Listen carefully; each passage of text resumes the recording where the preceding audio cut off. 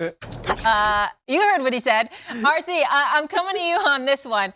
Is Campbell's style a good approach? Campbell's style is a good approach for Dan Campbell because this is the way Dan Campbell has coached this team his entire career. You go back to 3 years ago on this exact date was when they got their first win in his first season to make them 1-10-1. And Dan Campbell was coaching that way then. Yeah. You look at them knocking the Green Bay Packers out of the playoff hunt 2 years ago when they go 8-9, right? They go hook and ladder on a fourth down late in the game to put that game away. He's always been a coach that keeps his foot on the gas pedal, but last night was different. Yeah. Last night was one of those times where if you kick the field goal, nobody says you're wrong. Everybody says that's the correct thing to do. Analytically, that's exactly what should happen. But that wasn't the feel he had. He wanted to go grab the win. He didn't want to play not to lose, and I think his team appreciates that. And remember, he had to build up Jared Goff. He had to build up this organization.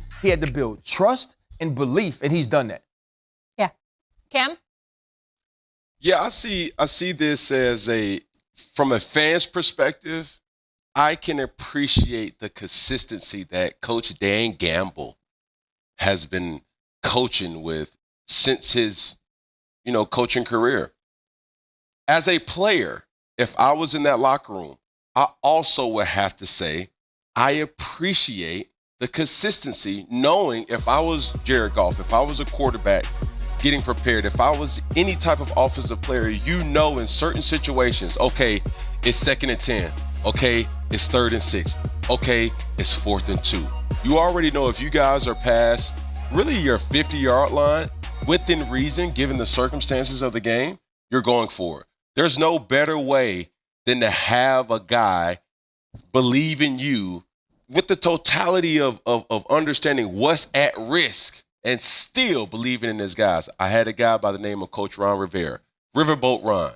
He gave us multiple chances and believed in us. And that's something that first is the trust, as RC said, and also knowing that if it's getting close, we're going to go for it. So that's how. Yeah, there's a saying, a ship is safe in harbor, but that's not what ships are for. And Dan Campbell is with the ships. I like that. He is with the ships. What I like about, you mentioned that this is kind of like, this is what Dan Campbell does. And we know that all the numbers are there. He's got the most conversions. He's got the highest go for it rate. But this is the number I think that's most important. He's got 298 points after converting, which is also the most since he came into the league. And for a guy that last year, that aggressiveness bit him in the butt in the NFC Championship when they decided to not go for the field goal, they go for the 4th down, they don't get it, and ultimately they end up losing by 3.